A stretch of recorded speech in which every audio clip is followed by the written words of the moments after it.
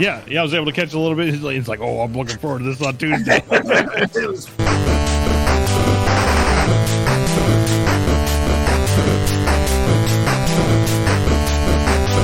It's a fun little, like, pick up, put down. It's like, oh, I got a few minutes at lunch. You're like, okay, let me expand my base over here. Bloop, bloop, bloop.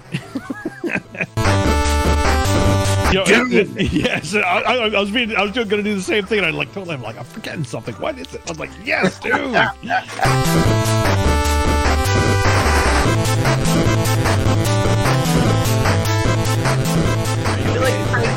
I feel like he's on a bit of a recovery. Somebody must have given him an intervention. He's been very good lately. I'll let you pick out the turkey, Craig. Yeah, there you go, Craig. Get me a jangle. All right. Hello, everybody, and welcome back to the Retro Reds Retro Gaming Podcast. It is episode 82, and I am Al. I'm Nick. Yo. My dog is barking tonight. What the fuck is up with him? Look, there's something. There's a squirrel outside. There's something out there. Yeah, it's probably the bear he didn't bark at for the last 3 days that beat the shit out of our garbage. Garbage all over. Oh, no. 3 days. It is just not fun. My poor wife wound up picking up most of it because I was, on a call, and I felt bad, but what the fuck? Anyway. But yeah, so that's it's been a few weeks since we casted. By the look of it, almost a month not a month, but maybe about 3 weeks. 3 weeks. But a lot has happened as usual in life. I'd say for the past 3.5 weeks, I've been dealing with a plagued household. My oldest daughter. Oh, God. Dude, it was the worst. My oldest daughter, Paige, came home with a cough. And this turned out to be RSV, which we find out later. Not a big deal in older kids or adults. Adults don't even usually get it. It's just like a cold.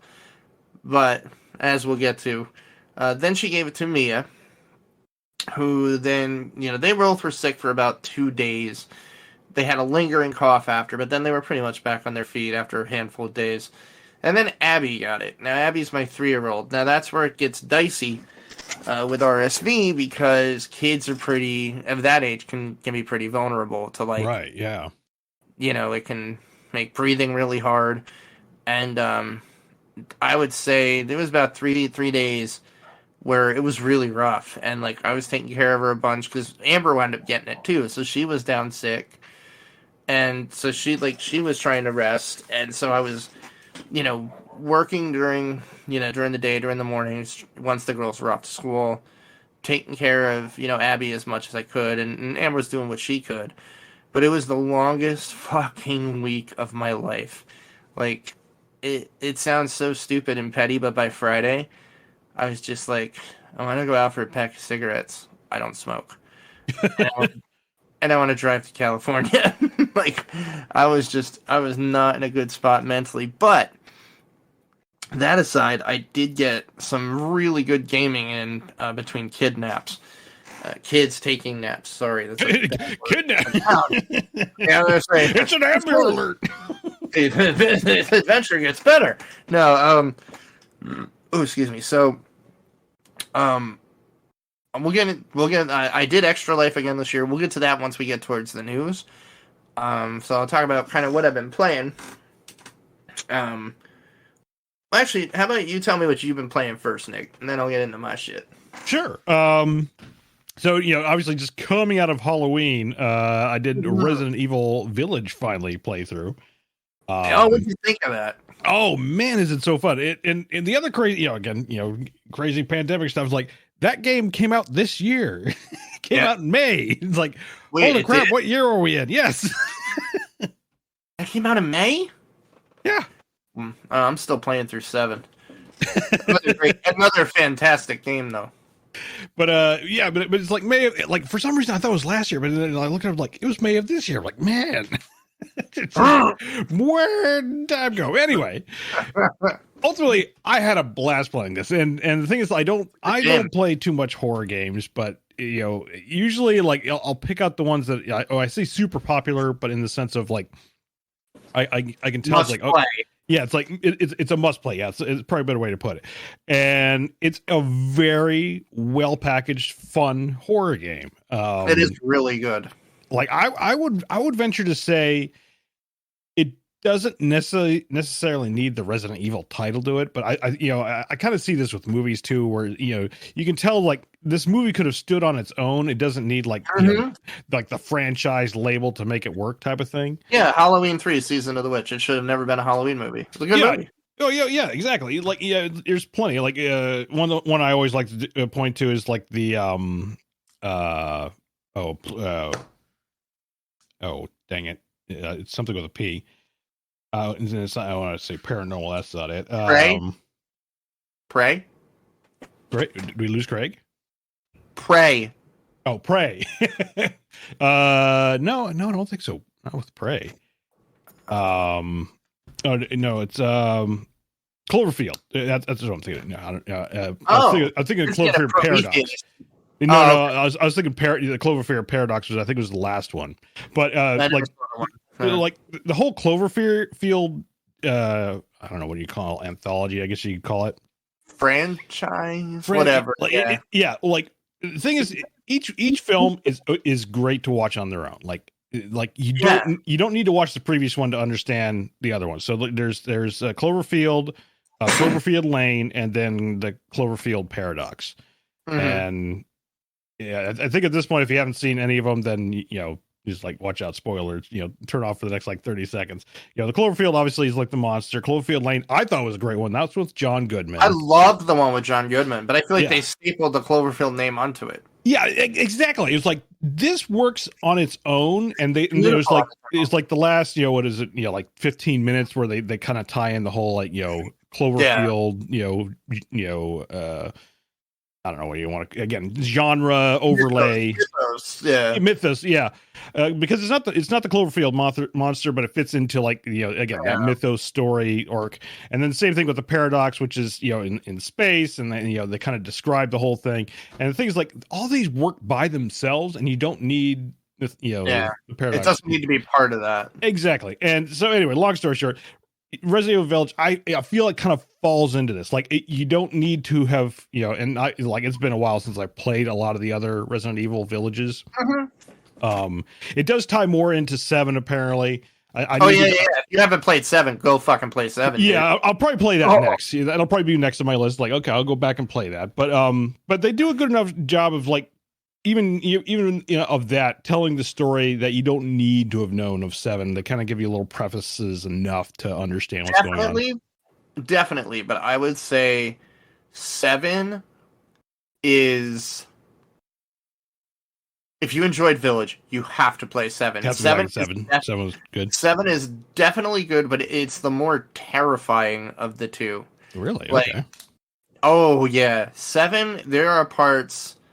You could play it in PlayStation VR too, which yeah. So that was one thing I was playing. Like, man, this would be awesome and ultra terrifying in VR. Well, the 4th one is pretty fucking terrifying in VR. They just released that on Quest 2. Oh, did they? Okay, I'll have to check that out. I got it not last weekend, the weekend before when we went to the Ren Fair. I wound up picking it up for that night when we got home. Holy shit, is that VR done right? Again, it was stapled on gimmick. Like, right. They really reworked they did a good job the mechanics. Nice. Like I'm tempted to try to do a knife run. Like, ooh. It's good, dude. It's real good. Highly recommend it. I'll probably play some of that tomorrow if my limbs aren't too sore from the shot. We'll see. Well, I'll have to add to the next scary game list. But yeah. But ultimately, yeah, a very well done game. They definitely leave it open for like a sequel, as is with the Resident Evil series, I think in general. But yeah, Resident Evil 9 City. but yeah, like ultimately a very, very, very fun game. I enjoyed it. I'm actually going back through it now. I'm enjoying kind of like the new game plus because you get if you do things right, infinite ammo. So now I'm just having fun, just like blowing things That's apart. A requirement for Resident Evil, baby. Oh yeah. So it definitely has some replayability to it. I know I got the version that has apparently Resident Evil verse or reverse. It's coming. So I'm looking forward to whenever that is. Whenever that is. I'm looking forward to trying whatever that's going to be for sure. Yeah. So we'll see what happens when that drops.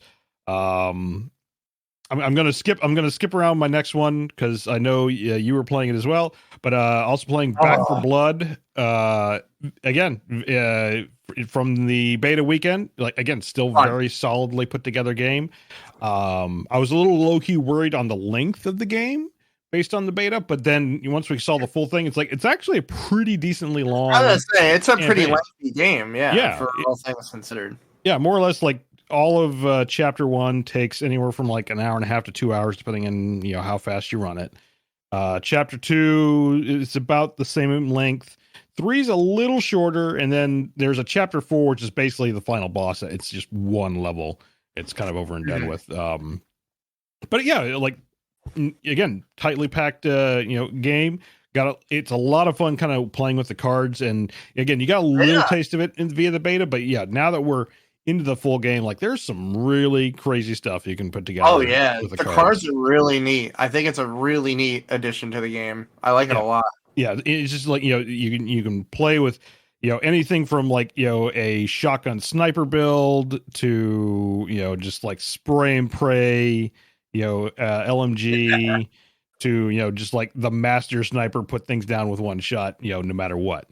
Again, a lot of combination, and or you'd be the ultimate melee master, just swing for the fences. You're just mowing down things. It's awesome. I see you're playing something else I also have been playing and forgot to write down. So with Back for Blood, they're doing a lot of quality of life stuff throughout the end of the year. And then DLC, they announced the DLC coming, I think, early 2022 via the annual pass. So I have it via GamePass, so I'm guessing the annual pass is something I'm going to have to put money down on if I want that extra DLC. So I played through chapter 1 and wound up buying the annual pass. Oh, okay. How much is it? It's like $10. Oh, that's not too bad. Okay. Yeah. So if it's something like $10, I think that's well worth it. I could definitely see, like, if you don't have Game Pass and you're looking to pick this up, like if you're a Left 4 Dead fan, absolutely, hands down, like this is the game to get. If you're on the fence, wait for a discount. I'm sure that, like, coming up with the holidays, they might someone's got to have a discount for it. But yeah, if you have Game Pass, absolutely worth the download to play it. And I think that's going to be very much the theme today, because a ton of stuff has been dropping on Game Pass. Next one, Rift Breaker.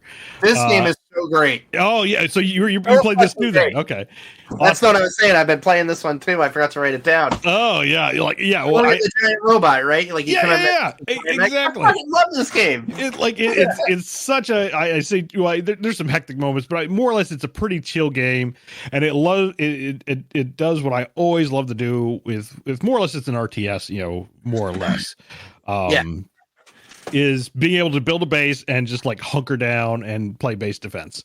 Like it feels like most RTSs, like you can kind of do it, but ultimately, like the AI or whatever, it'll have something that will be able to get past your defenses. Whereas this is like, it is primarily built around, turtling up and, how well can you build your base? And obviously, like, there are mounting enemies that can, eventually, like, horde mode break past if you have lesser defenses, but obviously you have a research tree that helps you get better tech. The missions kind of send you to other parts of the same planet to pick up more resources and get ultimately you go from like ballistic weapons all the way up to like plasma weapons, and it's like, oh man, it's a fun little like pick up put downs, like, oh, I got a few minutes at lunch, you're like, okay, let me expand my base over here. Yeah, I totally get that feeling from it, and like, there's something sadistically funny where it's just like, you're also fucking up this planet. Something. Yeah, the commentary is odd because, like, the character is like, oh, we want to try and make not necessarily make peace, but it's like we try and avoid like killing most of the wildlife, and you're just like, It's a unique game. It's one of the first RTSs that I'm actually really enjoying playing on a console with a controller. Oh yeah, I think like hands down, like there hasn't been one like that because again, usually you'll get something like the lungs, like the Command and Conquers, the Starcrafts, where it's just like you got to, granted those are more multiplayer geared and whatnot, but it's like it's always like you got to build your base as fast as you can, and ultimately your base is going to get punched in, so you got to go on the attack and all this stuff. Whereas this one, it's like your base, does, I say more or less the heavy lifting. And again, you're going out as a one person kind of like robot. Yeah. And exploring this planet, being able, obviously you're given your own set of weapons and whatnot, be able to like fight back. But ultimately, like if you get like a horde is coming in alert, and it's like, okay, run back to your base, turtle up and survive. Yeah, exactly. Well, I say run. There's also like a teleport ability. Usually I'm like warping back and like, okay, let's go. Come on, sons of bitches. Yeah, bring it on. But yeah, it's been a lot of fun. I've been playing that on stream a little bit, and that's a lot of fun. And then the last one you were playing over the weekend, I picked up on Tuesday via the regular Game Pass, is Forza 5. Holy crap. Forza Horizon 5. I mean, it looked good on the E3 stuff, but man, like playing in person, like it looks fantastic. On the Series X and PC, I was more shocked. Like, I have a really good PC. Like, I have a TI 1080, I think 1080 Ti. I mean, it's a good video card, but it's starting to show its age with certain games. And I was actually really concerned. I was concerned about Forza Horizon 5 because of how good I saw it looked. Man, it ran like butter, and I streamed the shit out of that game on Extra Life. I at least played looked great. 6 hours. Oh. Yeah, I was able to catch a little bit. He's like, oh, I'm looking forward to this on Tuesday. It was fun, man. And it's got a ton of like again, I've barely scratched the surface. I mean, it's seriously an iceberg, style game. And it's there's so many features to it. And I'm looking forward to getting more into like the player style challenges. Those are fun. Just like the full depth of like what is possible. Obviously I think it has a great car list, that I was like I know when I was streaming on yesterday, like I must have spent a good like half hour just like looking through all the cars and just like, I recognize this car, because it's also been a while since I played a car game. Like, I think I've dabbled whenever been at like your house or wherever, but I haven't pretty much owned a car game in quite a while. So it's good to like sit down. It's like, here's like the Lamborghini Countach, here's the Aston Martins. There's the James Bond car. And apparently they do have DeLoreans, but you cannot buy them. You got to find them via what are called the barn finder events. Yeah. So they're out there. You just got to go find them. It's like, all right. I'm pretty sure I found the car that was from Steve McQueen's Bullet. I'm waiting for it to get finished being restored. I've heard that, and I didn't even know about this movie. Chad was telling me about this, and it's like one of the greatest car movies ever. It's like the first car chase movie ever. It's like one of the first ones. Yeah, I've like in Steve McQueen. It's like I've never even heard of this thing, so I got to go out and watch this. Yeah, I'm watching it this weekend. Don't worry. It's like, okay. Bullet is Ronan's great grandpa. I was about to say, like, that to me, that's what I said. Like, another great car chase movie is Ronin. Ronin with De Niro and Jean Pierre and and Stellan Skarsgård is in it. Great movie. Sean Bean. It's one of Stellan's. You're right. Yeah, early Sean Bean. Yeah, early Sean Bean. I'm just trying to think if there's any other big players. What's his face? Jonathan Pryce. Oh yeah. Mm-hmm. It's a phenomenal cast, and I think it was one of the last Frankenheimer movies, and it was like his swan song of car chase movies. Oh yeah, and it's not a big part of it either. It's like, but it's just like this really pivotal part of the movie. It's not a Fast and Furious kind of like it's no. But it's definitely a pretty big component of the movie that really, I think, set the pace for those movies to come out. But it's I found the Steve McQueen car, and I found what was the other one? Pretty sure I found one of the original James Bond car. Yeah, I think the DB5. Well, I saw that the DB5 is purchasable. I didn't see if there's any other versions of it. I didn't see the Casino Royale that was at the 2010 Aston Martin. I don't know which one. I don't know which one that is. I could be wrong. But whatever they said, I forget now. But whatever they said when I found it, I was like, "Is this a James Bond car?" But the one they're like, "Oh, this was in that movie, with the detective," and I'm like, "That's fucking Bullet. That's the car from fucking Bullet." But yeah, there's so many layers to that game, dude. I'm sorry, that game gets me pumped. It's good. Oh yeah. So yeah, I'm looking forward to kind of like diving into that more. Again, love all there's like all the basic functionality of a race game is there. I'm kind of a little more interested in like kind of the more bizarre, again, like the community created stuff. There's going to be like there's awesome stuff like demo derby stuff. I think is supposed to be. It's either in or coming soon. From what I remember, the E3 stuff. Mm-hmm. But yeah. Did you show up when I was doing the player challenges? I think I caught one of them. Where it was like I think I caught two of them. You did. There's one where it's like a huge straightaway drag race, and another one where it had a ramp. And you're just like up into space.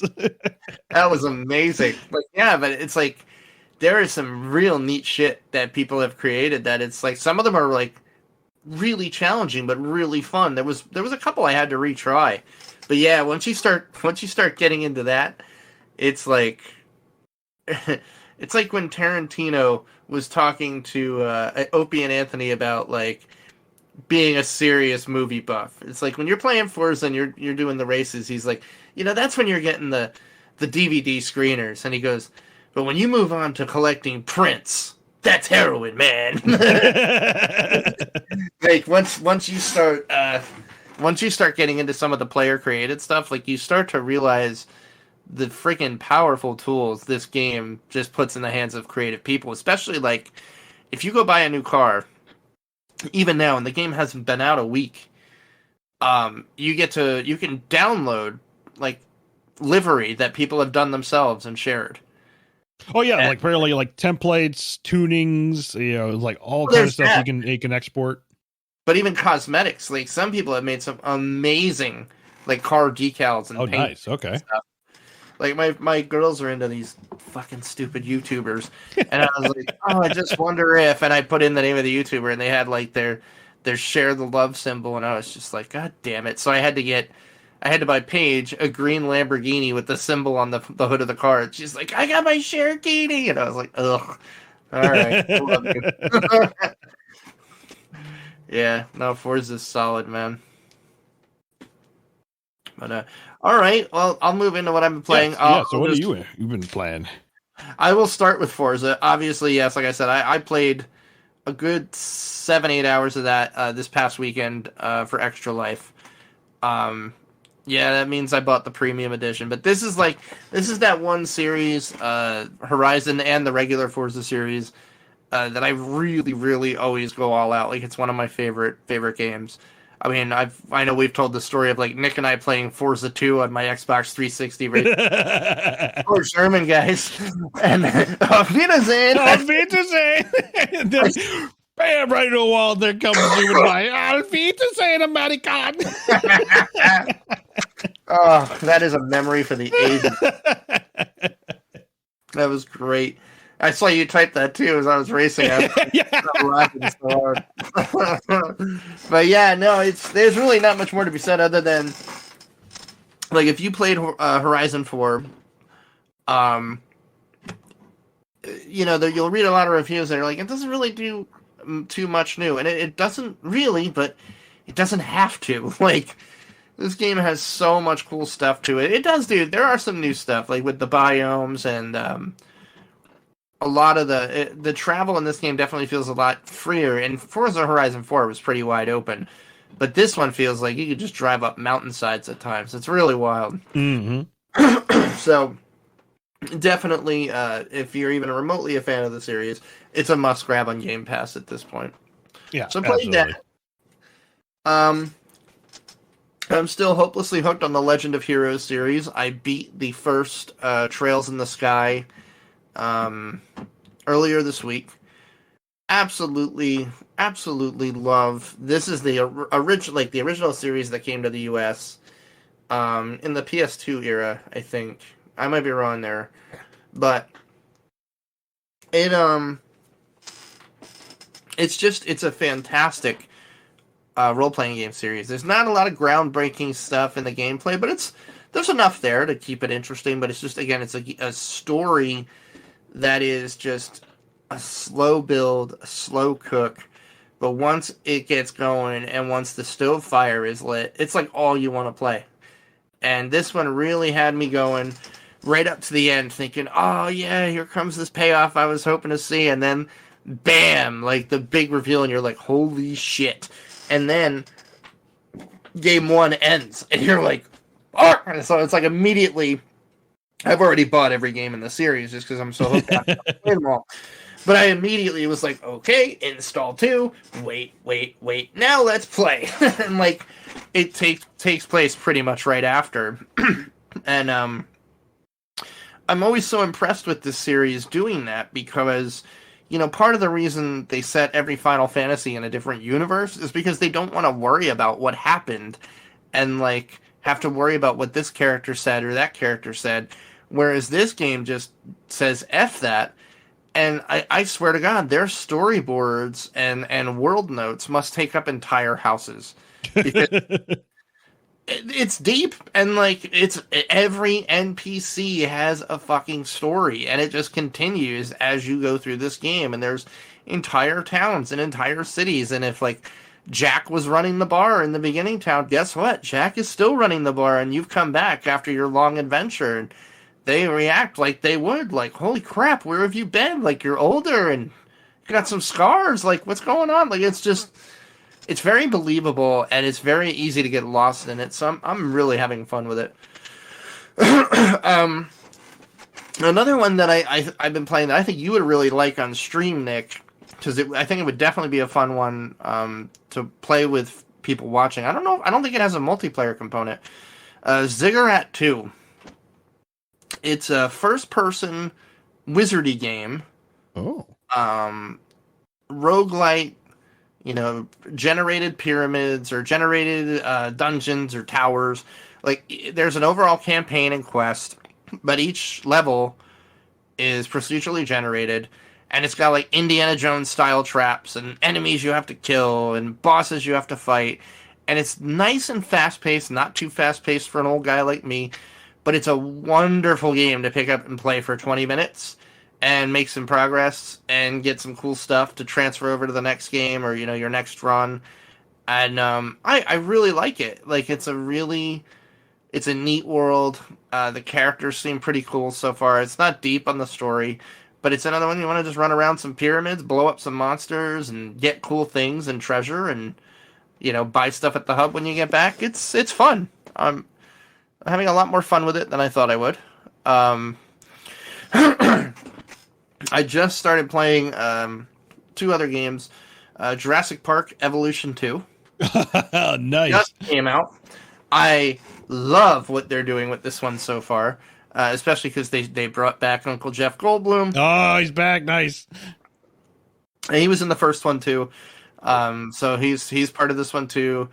It's a neat change from what the first one was. At least right now. This might change depending on the campaign mission.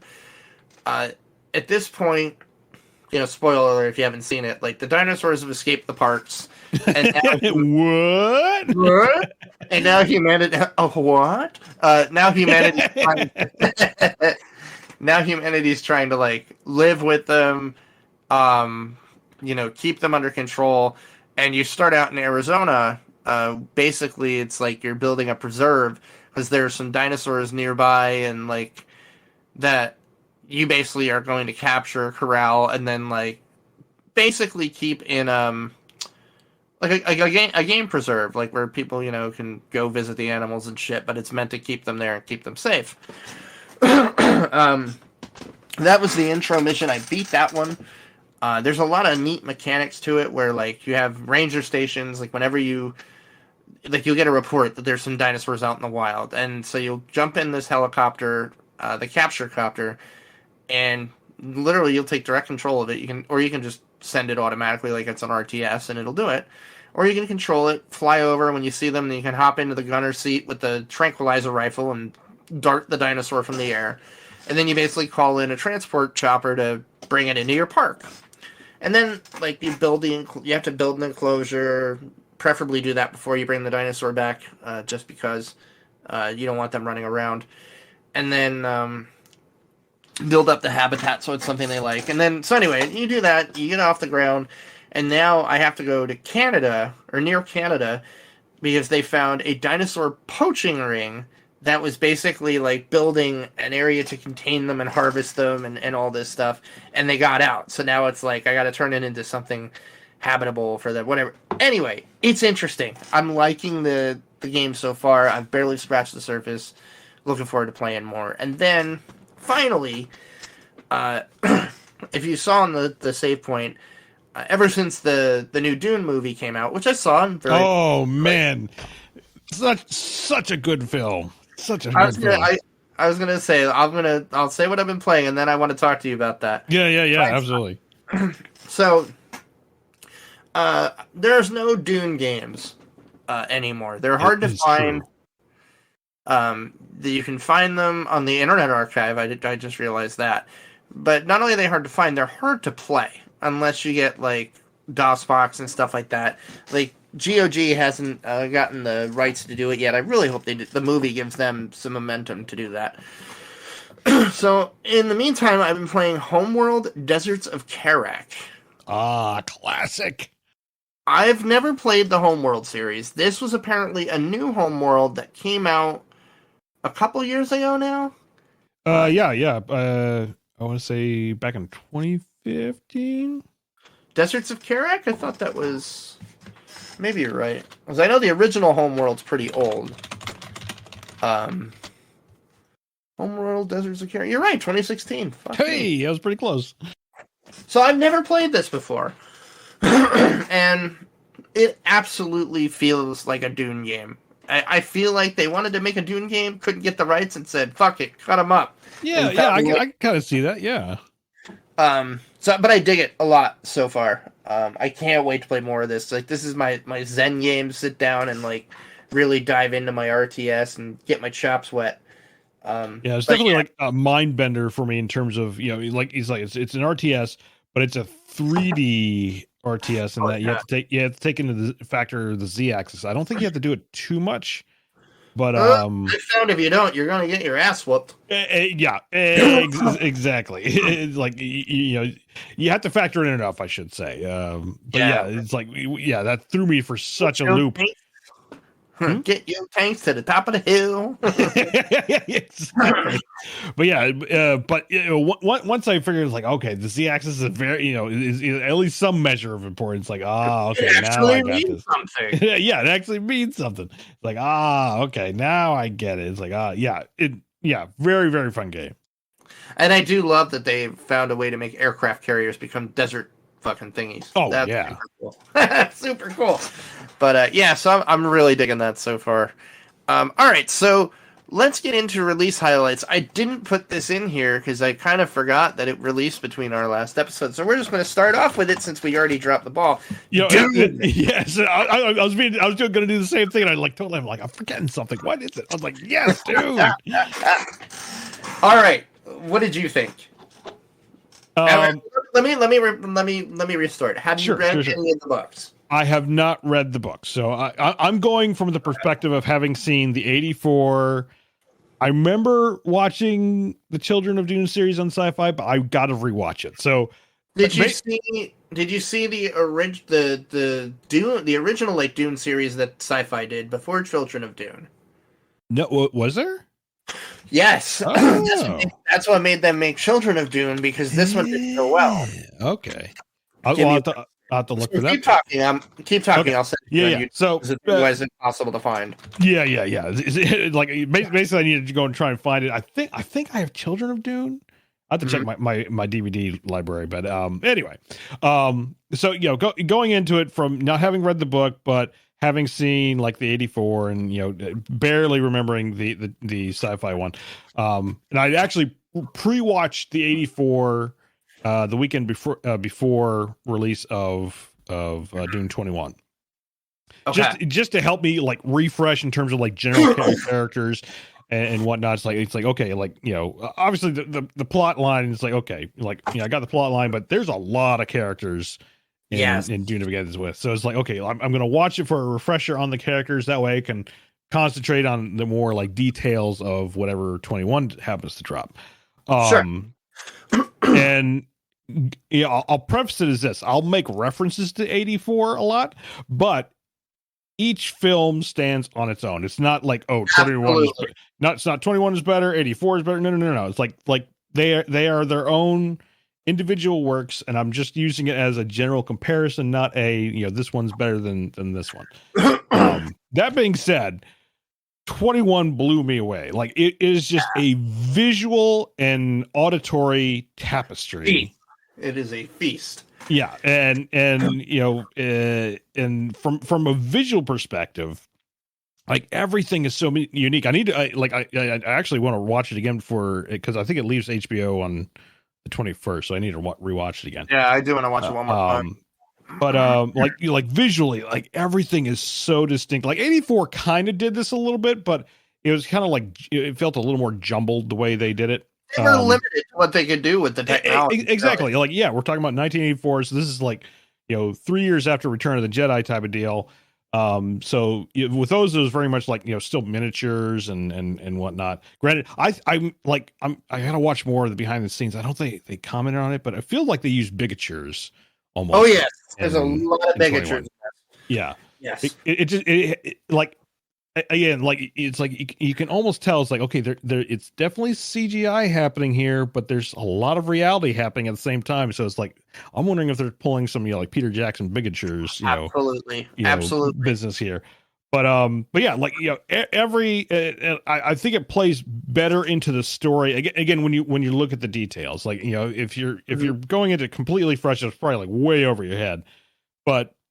The fact that the Harkonnens have a very distinct look to them, from their troops to their ships and whatnot. The Harkonnens, same thing. Now I was a little bummed, and this is more the fact that it clearly and unfortunately they have now confirmed they are doing a part 2. Yes, but they didn't we only had like a brief glimpse of the Imperial. They barely showed the Emperor. Yeah. Well, no, they didn't. They didn't even show the Emperor. Yeah. They didn't even show the Emperor. It was just like the one messenger, on the one scene, and so you get a little bit of a taste of it, but not a lot. Like and most of it, the rest of the film they spend on Atreides Harkonnen. Yeah, Atreides Harkonnen and all that. Yeah. And I love this fact that they for Atreides, it's very much although they say it's sea power, air power, like it's very much like once they I was done watching the film, I realized from all their phrases and whatnot, it's like my God, there is such a nautical theme going on here, from stem to stern, no pun intended. Like everything from the ships just look like these big hulking, tankers. Obviously, the boat whistle type thing going on. I even noticed like their military dress, the best way to describe it, or like chain links, like a ship's.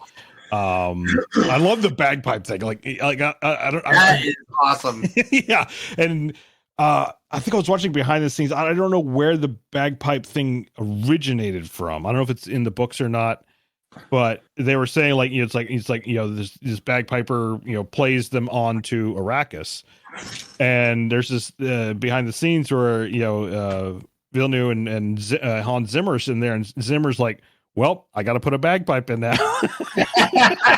And I guess like he hired something like 7 or 14, something like that, world like class bagpipers to be part of the score. And amazing. And yeah, and like it's beautifully worked in, because like the thing is the bagpipe is really hard to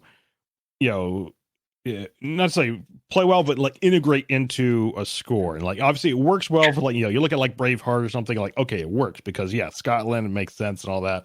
But for like putting it into a sci-fi movie, and you know, this blend of like, you know, the bagpipe that almost becomes semi-electronic a little bit, but not, and it worked, not synthy, but yeah, again, and this goes to the auditory tapestry part where it's like, you know, from an auditory standpoint, again, just this beautiful tapestry from Hans Zimmer. Again, you know, we had the visuals where it's like the Harkonnens are very bug-like, the Atreides are very, you know, nautical and aerospace. Yep.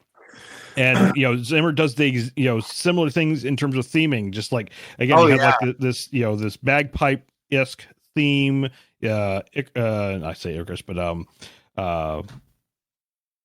Dune has its own theme. The desert has its own theme. Arrakis has its own thing. Yeah, exactly. The Fremen have their own thing. Yes. And it's very distinct auditory cues. Yeah, it's distinct but it's also subtle too, because I mean it's not like your Star Wars, you know, John Williams style, where it's like it's like, you know, the theme kind of punches you in the face, which isn't necessarily a bad thing, but it's like it's very subtle. So I had to, like, you know, it's like, you know, I watched the movie and then I listened to the soundtrack. It's like oh. I got to get the soundtrack. That's one thing I haven't done yet. I got to get that soundtrack.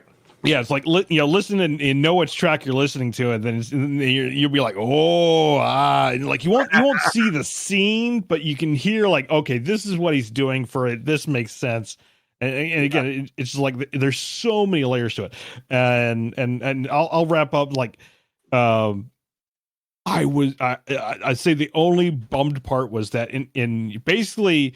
They ended at the first half of the movie of 84, essentially. Like obviously 84 goes, you know, a whole lot longer, but they stopped at like halfway, and you know, when the movie ends, I'm like, oh no, we gotta wait. Now when I watched it, they had not yet confirmed. We're like, oh no, they better do a part 2. And then I think like a week or two later, they confirmed like, okay, yeah, we are greenlit for part 2. And it's like they're going to start filming in next year, and then I think the movie's supposed to drop in 23 is the idea. And I think in theory it's supposed to be actually a trilogy is what he's looking to do eventually, I guess. So I'm looking forward to it. I'm looking forward to it.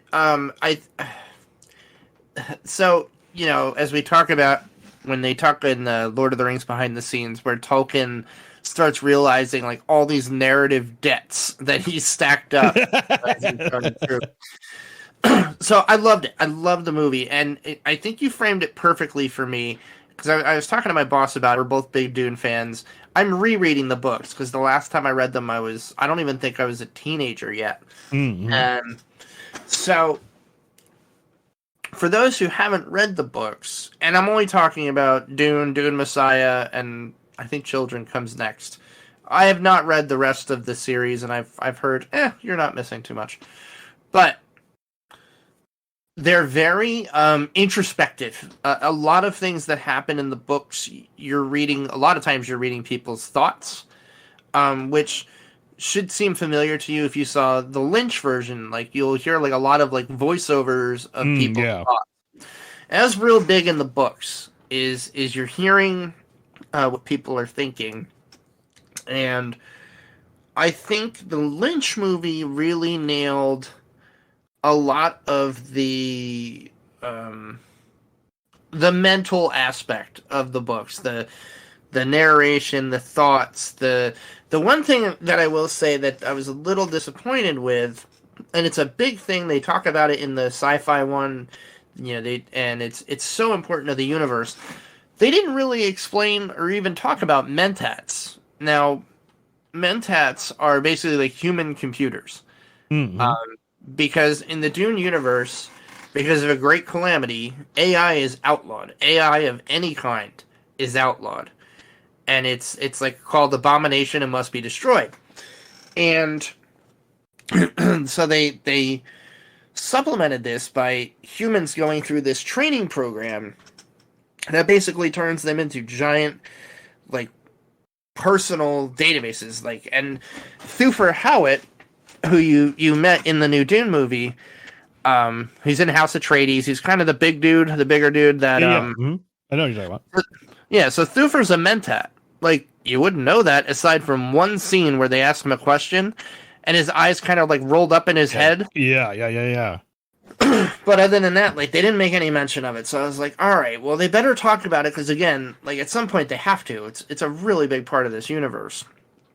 They're usually like advisors to royalty. That's why you see them with Duke Leto, etc.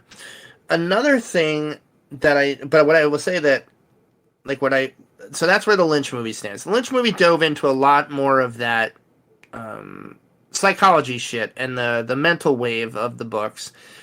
What I think this movie did very well, and like you said, visually, I think this is the first time we have had the technology to transfer what I'm sure many people saw in their heads with these books, as far as the technology, onto the screen. Absolutely. Like, the shields in the Lynch version, that's not what I saw in my head. I get what they were trying to do. Yeah. But I did not picture giant fucking red GoBots.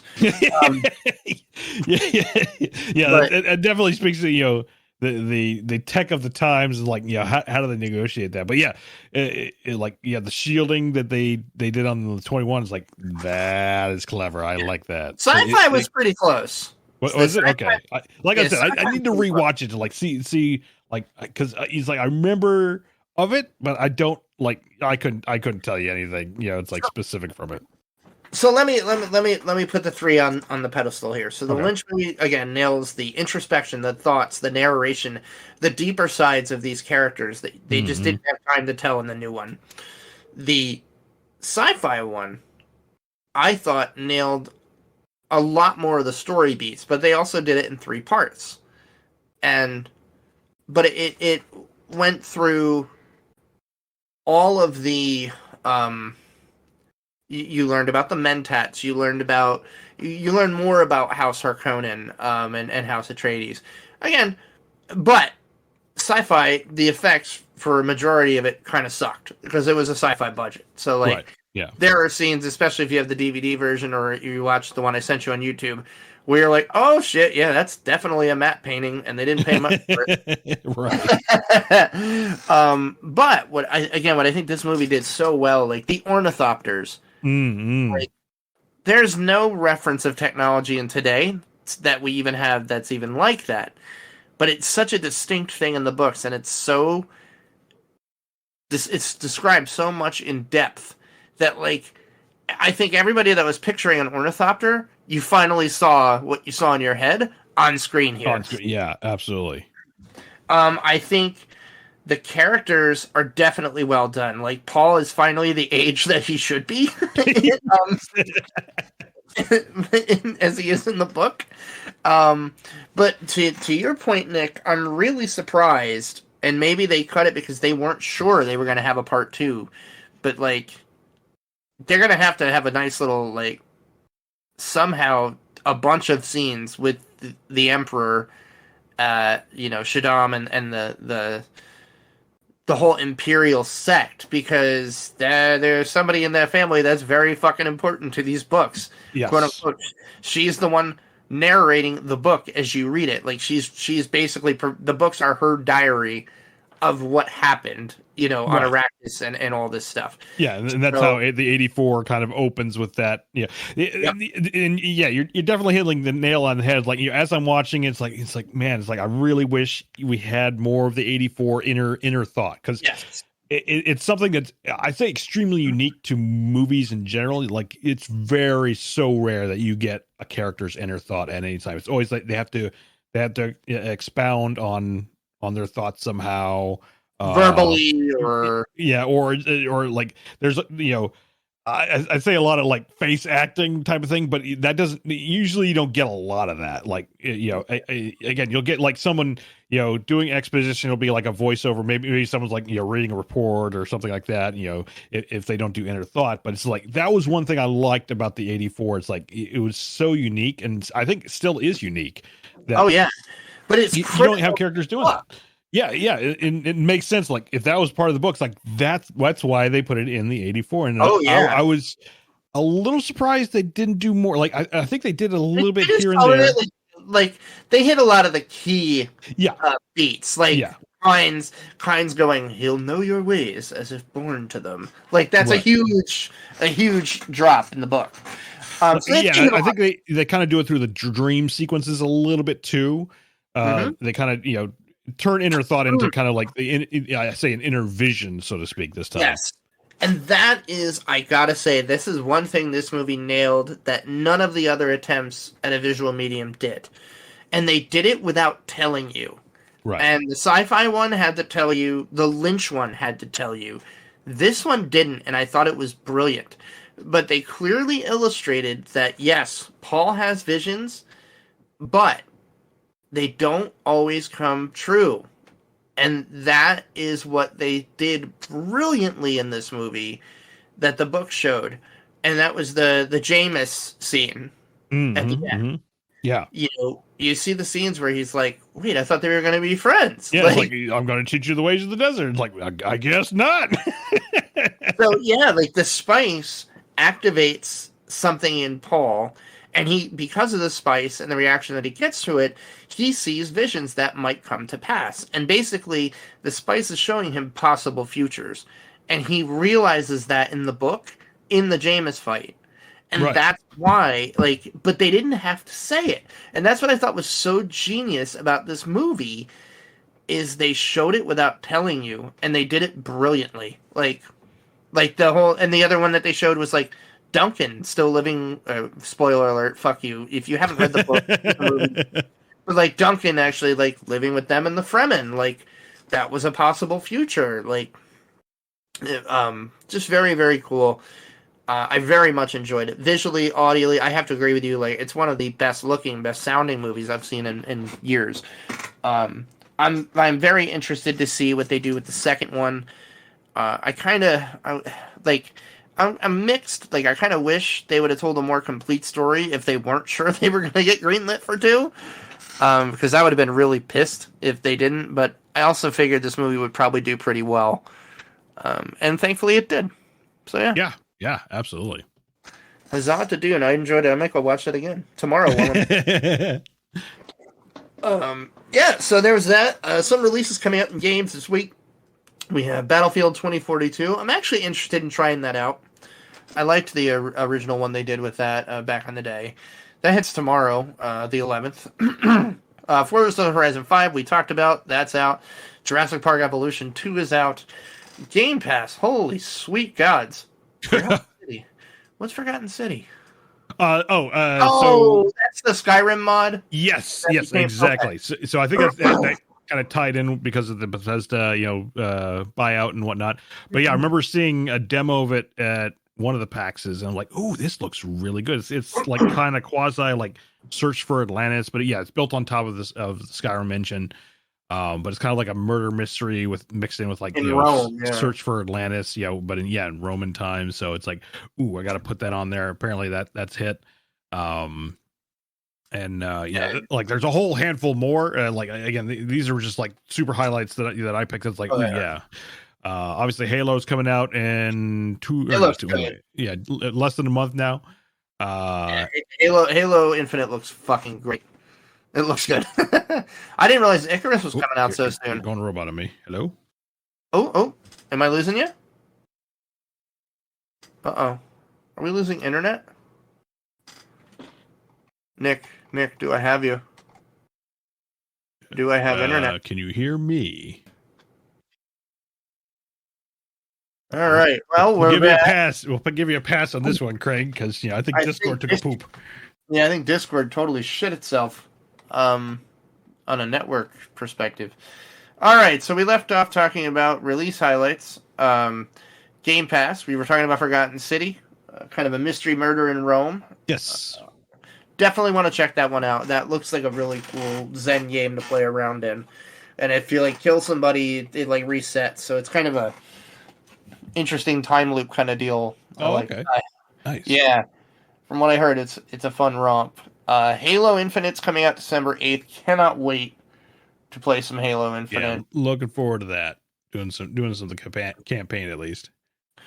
Icarus, my God, the more I see about this game, the more pissed I am at myself for not playing the beta. But now I'm at the point where I just want to be surprised by it. Yeah. Well, yeah, surprisingly, at this point, I've stopped playing the betas, not because it's bad, but because that same exact reason. Just like I want to be surprised. Like, I very much enjoyed the betas, but now it's like, okay, I'm gonna wait for kind of final launch at this point. Try and be surprised by things.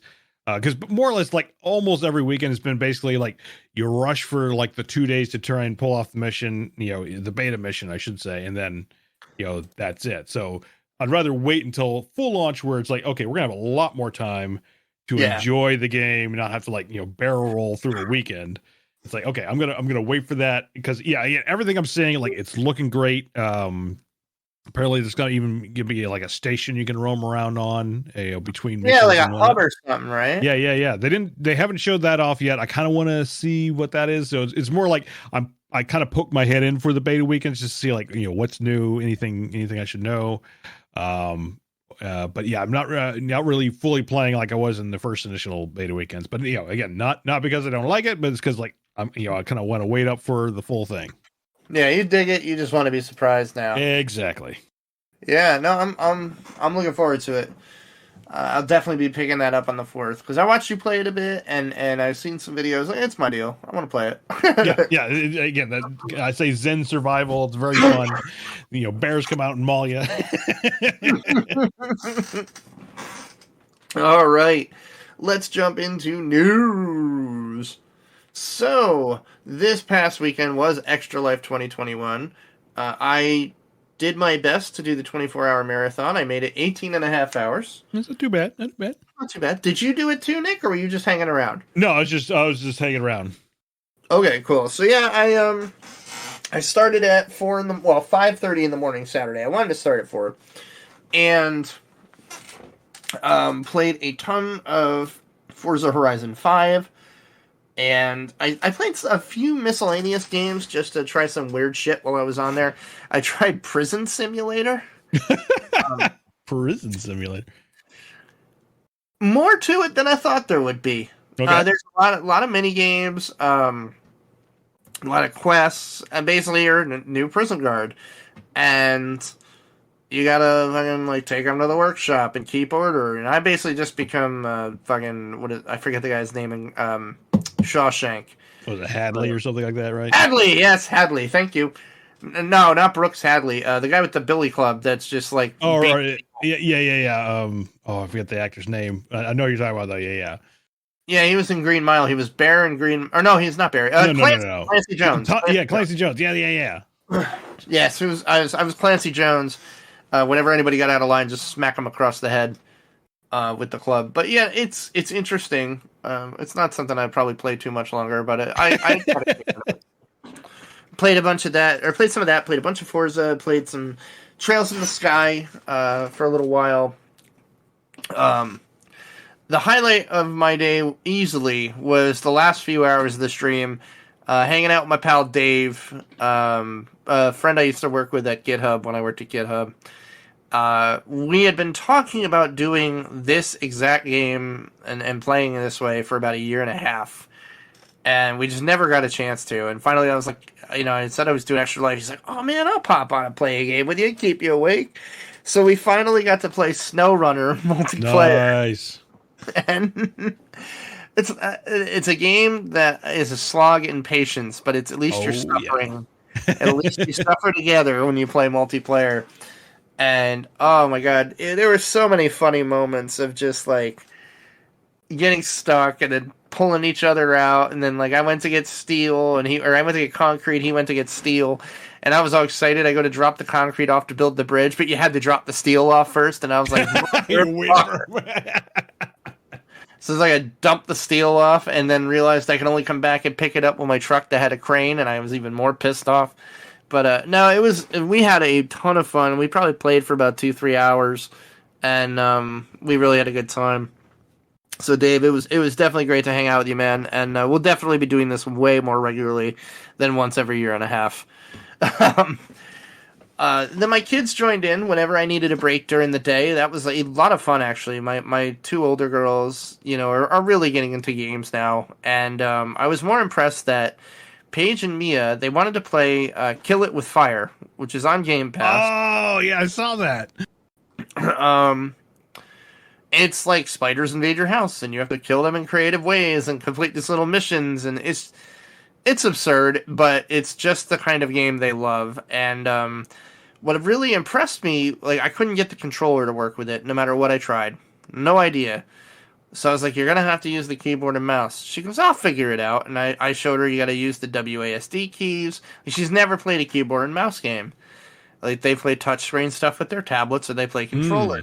Mm-hmm. She picked that shit up right away. So did her sister. Like, I wouldn't say they're lifetime experts like me. But, like, I could watch their stream and not throw up. Like, they really got the hang of it very quickly. So they had a lot of fun helping out. Like, they just love to know that they're doing something to help out kids. And it went well. I think I raised about $100. A lot of that's on me. I just didn't promote this year like I normally do. And having a sick household really drained the life out of me in the 3 weeks leading up to Extra Life. But it was a lot of fun.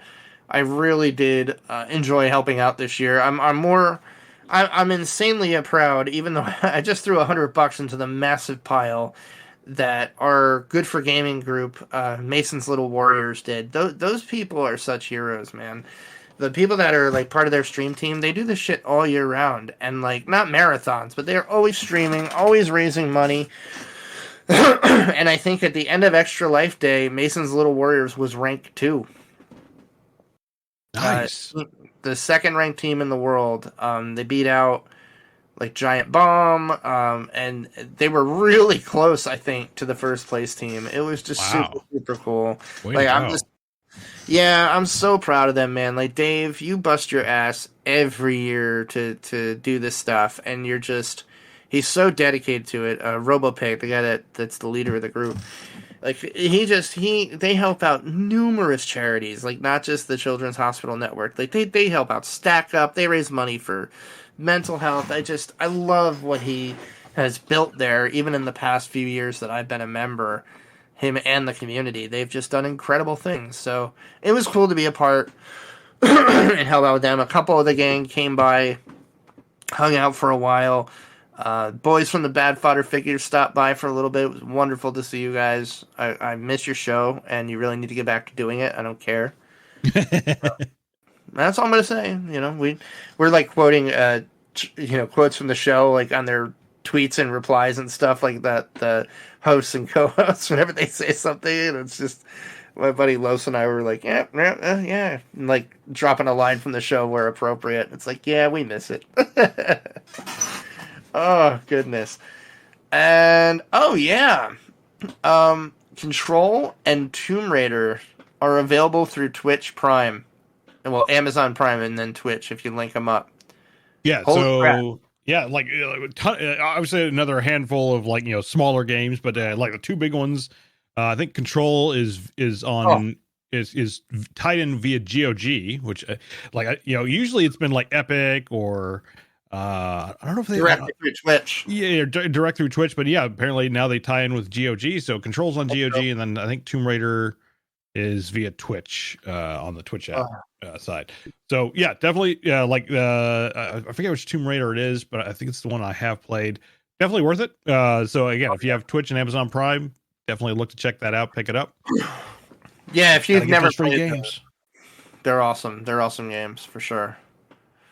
All right. Well, we have a surprise tonight. I dropped a question of the by month, whatever, prior to the show, about an hour before the show. We have a voicemail and a couple of replies. It's getting to be my favorite time of year. Now, if you want to leave a voicemail at any point, it doesn't have to be the night we record, but if you ever want to leave a voicemail for us to talk about and discuss, the number for that is 610-810-1654. But, it's getting colder up here in the Northeast U.S. It's my favorite time of year, especially as we like that first storm, the first winter storm hits. It's coming. So it just had me thinking, what game has your favorite depiction of winter? So before we answer, I'll go through the replies, and then we'll play the voicemail, and then Nick and I will give you our answer to kind of wrap things up here. So... Got a reply from our good pal Fred French on Twitter. We haven't heard from Fred in a while. He's usually the one always calling into voicemails. And he said, I'd normally call in, but I currently have a crazy cough, so I'll give an answer here. GTA Vice City. And that really dropped my jaw. He goes, nothing like a Florida vibe to chase those winter blues away. Anyway, hope you guys have a great show. Fred, it's great to hear from you. I'm really glad to know. I'm sad to hear you're sick, but I'm glad to know you're all right. We hadn't heard from you in a while, and we were always kind of like, hey, where's Fred at? We haven't heard from Fred in a while. So it's good to hear you're still kicking, buddy. Let me pull over to the save point. We had a couple of good comments there. We had a new one even as of 8 minutes ago. So let's see what we got. All right. Our buddy Josh said Frostpunk, no doubt. Ooh, yeah. Mm-hmm. Boy, yeah, that's like a oppressive winner right there. I'm gonna say, actually, spoiler alert, that's mine. Like, like prior to getting like my really great propane heating system, I had this wood pellet stove, and it just wasn't big enough to heat the whole house. So it's like, I bought the pellet stove so that I wouldn't have to run the electric baseboards, but wound up having to run the electric baseboards anyway because it didn't keep the house warm enough. But I had to have them both running to make sure we stayed warm enough. Yeah. Not fun times. But it was one of those, like, that first day where I really needed to light that thing, and it would just be chilled in the house, like after we went out somewhere or something. Mm-hmm. And it's just like that feeling of like, oh, like huddling around the stove and getting warm. Like, I played that feeling in Frostpunk, and that was just like, I don't know, like, I simultaneously love and hate that feeling. So it was just like, I think Frostpunk is one of those games where, like, you just feel cold playing it, you know? Yeah, totally. Like, I said to Josh on the Facebook, like, I can't wait for the first snow of the year so I can binge that one for a few hours. Our buddy Los of the Talking Place just said, left a voicemail. So he's our voicemail for tonight. And my buddy Steve posted what looks like Skyrim. Yeah, that looks like, I can't think of the name of the keep, but that's probably definitely Skyrim. Mm-hmm. That is a very good depiction of winter, too. Nice little animated GIF there, Stoggy. I like it. All right, so let's jump over to Los's voicemail and hear what Mr. Los had to say. There we go. What is up? This is Los. Saw the ask for answers, so I figured I'd give you guys a call. It's been a while, so why not take a little break from Forza, all the other stuff. But what is the best, my favorite winter in games? I love questions like this. It reminds me of my old, the quandary of the Fortnite, asking random crap. But I'm gonna go with a recent one because it's one that I still like. I've been wanting to play it. I jumped off the wagon a lot, and it's Assassin's Creed Valhalla. Ooh, the opening few hours for me, I guess. I don't know. I don't even know. Maybe the rest of the game is in spring and summer. Who the hell knows? I haven't dived that deep yet. But the opening of Valhalla is very, very wintry, and it's very snowy. And it's like, it makes me feel cold. And I don't know if it helps that I started playing it last winter. And, it's like that went along with it.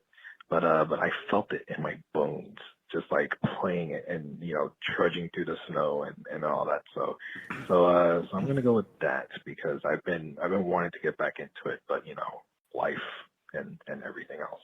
So there you go. So peace out.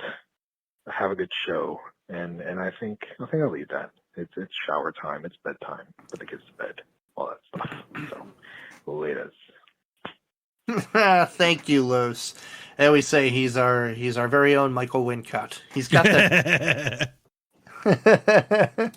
No, that's definitely, and that's the end of our comments too and voicemails. For me, Frostpunk, like I said. And for the same reasons you were saying, Los, like, playing that game, I can feel the cold in my bones. Like, when you see, like, the survivors, like, huddling up by the heater core, you know, or the energy core, like, it's just, it's, the feeling is conveyed to where you feel it. Valhalla is another great answer. That's another one I was thinking about, because that first scene. But if I had to pick one that might trounce them all, it's the opening act of Red Dead Redemption 2. Oh man, that was my answer. It's like, man, I will hand it over to you, but I want to hear your thoughts on that one. Yeah, like, I think it's the visual aspect. You know, we talked about games that, like, they make you feel cold, and it's just like the gameplay. Now, I don't think I ever felt cold, probably because there wasn't it didn't slap you with a mechanic of, like, you're freezing to death. You gotta, you know, like, you know, hover next to a fire, and like you do with, like, you know, Frostpunk and all that.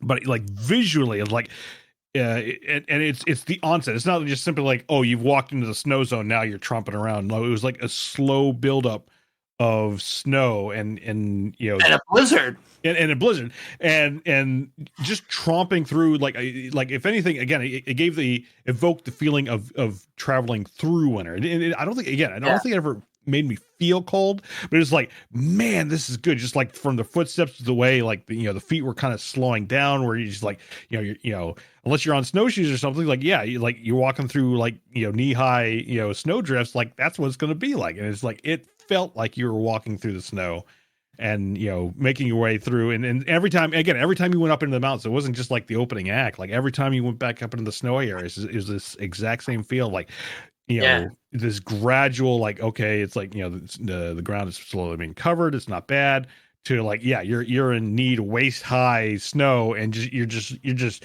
struggling to get through it, you know, just, you know, the frontier life.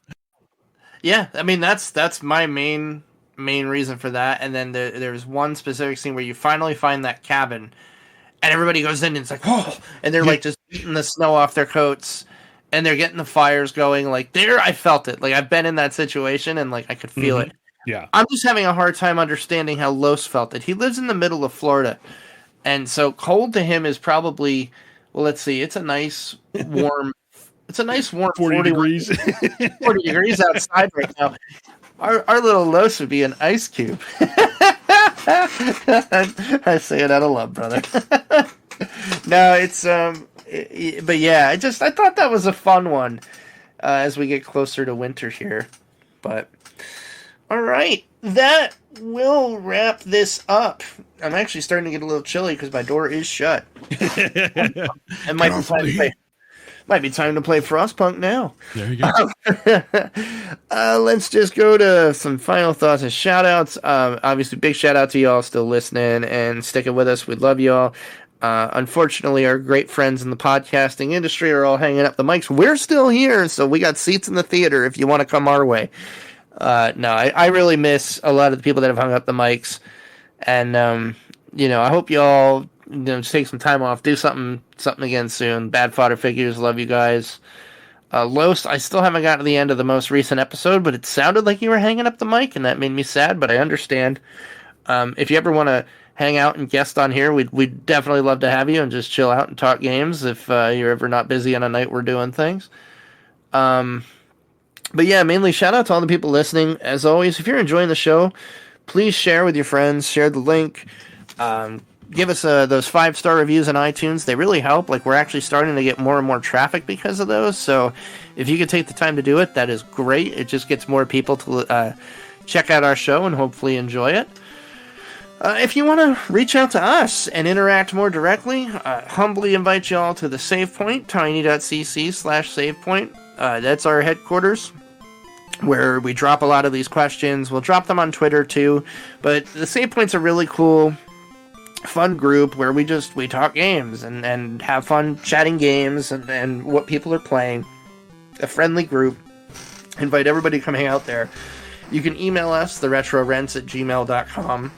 We're on Twitter @theretrorents. I'm @retrorentsal. Nick is @BlackEagleOps. He's also on Twitch as BlackEagleOps. If you want to catch my extra live stream from this weekend, all the videos are still up. I am Retro Rents Al on Twitch. It was a lot of fun. There was definitely a lot of funny moments. Lots of fun times as people showed up. And yeah, you can get a good view of Forza 5. I played a shit ton of that, and any of the other games I talked about, come by, check it out. But other than that, this will mark the end of episode 82. Nick, do you have anything to shout out? You got anything to promote? Anything you're doing? No, I don't think anything really coming up. It's coming to that time of the year where it gets a little crazy with work and all that. So just stay safe. Yeah, for sure. We're going to be starting work on our end of the year lists of games and everything else. I think probably after the first week of December, once Halo hits and Icarus hits, we'll get them some time to drop. And then before the year ends, this is going to be a hard one. Like, I'm already starting to prep now, even thinking about it after you mentioned it. This was a surprisingly good year for games. There was a lot of good stuff. I don't know if it tops 2020, but it's probably pretty close. I think I feel like a little bit of a roller coaster. There's some ups and downs. Yeah, definitely some bum rushes of games and then some doldrums for sure. But it'll be fun to look at what actually came out this year and be like, oh shit, yeah, this wasn't that bad actually. But all right, everybody, until next time, stay safe, have fun, play games, and don't be dicks. Peace. See ya. Now I gotta get back to our podcast. One time, Craig. Please, podcast.